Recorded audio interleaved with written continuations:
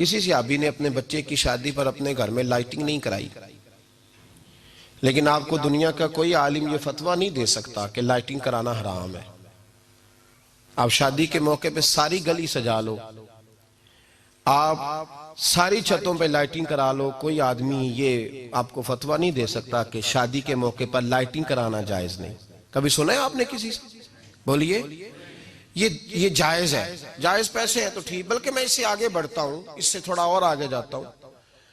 حضرت عائشہ صدیقہ رضی اللہ تعالیٰ عنہ فرماتی ہیں میرا جو کمرہ تھا نا جس میں میں حضور کے ساتھ رہتی تھی اور ایک لمبا زندگی کا عرصہ گزارا، اس میں 3 آدمی سو سکتے تھے، چوتھے کے لیے جگہ ہی نہیں تھی، اور کچا تھا، کھجور کے تنے کھڑے کر کے اس پر کھجور کے پتوں کی چھت ڈالی گئی تھی۔ میں جب ہاتھ اٹھاتی تھی تو میرا ہاتھ اپنی چھت کو چھو جاتا تھا۔ یہ ہے سنت نبی پاک کی، یہ حضور کا طریقہ ہے۔ بتائیے پکے گھر میں، لینٹر والے گھر میں رہنا جائز کہ ناجائز؟ کیوں جی؟ حضور تو کچے مکان میں رہتے تھے، آپ نے کیسے پکا بنا لیا؟ اللہ کی محبوب علی دین کو اس کی اصل بات میں سمجھیں۔ آپ ایسا نہ کریں جس میں انتشار اور امت تقسیم ہو، اس کا اصل مزاج دیکھیں۔ مہندی کے موقع پہ اگر کوئی آدمی 6 دیگیں دال چاول کی پکاتا ہے تو منع نہیں، جائز پیسوں سے پکائے۔ انہیں لائٹنگ لگوائی، کوئی منع نہیں، سارے محلے کو کھانا کھلایا، کوئی منع نہیں، بلکہ نبی پاک نے فرمایا بہترین مسلمان ہی وہ ہے جو سلام پہلے لے اور روٹی زیادہ کھلائے، تو بہترین مسلمان ہے۔ ناجائز کیا ہے؟ ناجائز ہے شادی کے موقع پر بینڈ باجا بجانا، اس میں رقص کرنا، اس میں بھنگڑے ڈالنا، عورتوں مردوں کا اختلاط ہونا، عورتوں کی مووی بنانا، یہ چیزیں ناجائز ہیں۔ تو جو ناجائز ہے اس پہ پابندی لگائی جائے گی، جو جائز ہے اس کے بارے میں یہ کہا جائے گا کہ بھائی احتیاط کی جائے، سنت کی طرف دیکھا جائے تو بہتر یہی ہے۔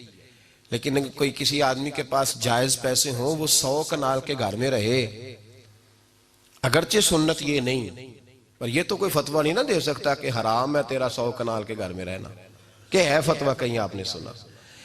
تو ہمارے ہاں تکلیف کا معاملہ یہ ہے۔ دیکھیں میرے بھائی، کسی بھی صحابی نے، بڑے درد کے ساتھ بات کر رہا ہوں اور یہ میرا درد ہے، میں درد سے اپنے دل کو، اپنے ایمان کو حاضر ناظر کہہ کے بات کر رہا ہوں۔ امت بٹ جاتی ہے ہر موقع پہ یار، ہر جگہ ہی تقسیم ہو رہی ہے امت مسلمہ، ہر روز کچھ نہ کچھ فتوے ایسے مل جاتے ہیں جس میں دراڑیں پڑتی ہیں۔ کسی صحابی نے کسی مسجد کے اندر اشتہار چھپوا کے اعلان کرا کے درس قرآن کرایا ہے کبھی؟ سیرت النبی کا جلسہ، ختم بخاری، مدرسے کا دستار فضیلت کا جلسہ، آپ نے اشتہار پڑھے ہیں نا یہ سارے مکاتب فکر کے، ہوتے ہیں کہ نہیں ہوتے؟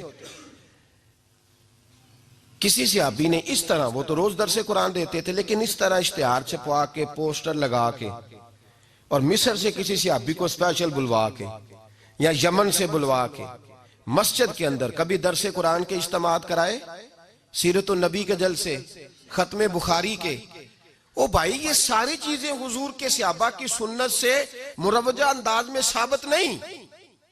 مجھے بتا میرے بھائی، میں درد کے ساتھ تجھ سے سوال کرتا ہوں کہ سیرت النبی کے جلسے میں تو پشاور سے مولانا بلائے، پنڈی سے بلائے، تو گجرات اور کراچی سے لوگوں کو بلا کر کے اگر سیرت کا جلسہ کرائے، اور تو اس میں ایک آدمی کو کراچی سے بلوایا جا رہا ہے تو تو نے اس کو 20,000 کی ٹکٹ بھی دی، اور اشتہار پہ بھی جلسے پہ خرچ ہوا، پھر لنگر بھی پکا، کھانا بھی تو نے کھلایا، نہ تجھے کوئی بیوہ یاد آئی، نہ تجھے کوئی مسکین یاد آیا، نہ تجھے کوئی غریب یاد آیا؟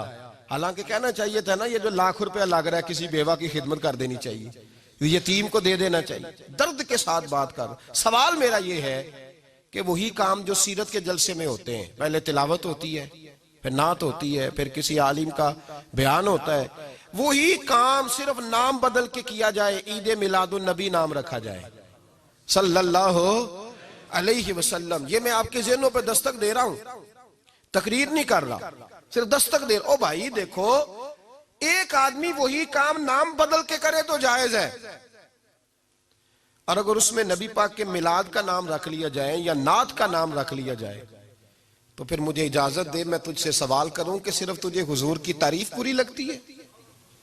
پھر مجھے اجازت دے کہ میں تجھ سے پوچھوں کہ صرف تجھے نعت اچھی نہیں لگتی؟ پھر مجھے اجازت دے کہ میں تجھ سے پوچھوں کہ تجھے صرف رسول اللہ کے قصیدے اچھے نہیں لگتے؟ دے مجھے اجازت کہ میں تجھ سے سوال کروں کہ جہاں ذکر رسول کی بات آئے وہاں تو پریشان کیوں ہوتا ہے؟ تجھے پتہ ہی نہیں یہ تو وہ ذکر ہے کہ رب فرماتا ہے تم بیان کرو نہ کرو وَرَفَعْنَا لَكَ ذِكْرَكَ، محبوب میں نے خود تیرے چرچے ساری دنیا میں بلند فرما دیے۔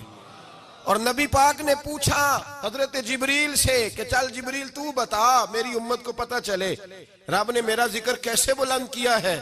تو جناب جبریل کہنے لگے محبوبہ رب فرماتا ہے میرے نبی سے کہہ دے جہاں جہاں تیرے رب کا ذکر ہوگا وہاں وہاں تیرا بھی ذکر ہوتا رہے گا۔ یہ تو محتاج ہی نہیں کسی کا۔ اور اگر آپ نے ابھی تک ہمارا چینل سبسکرائب نہیں کیا تو فوراً سبسکرائب کیجئے، ساتھ ہی بیل آئیکن پر کلک کریں تاکہ مزید آنے والی ویڈیو ہیں وہ آپ کو وقت پر ملتی رہیں۔ اللہ حافظ۔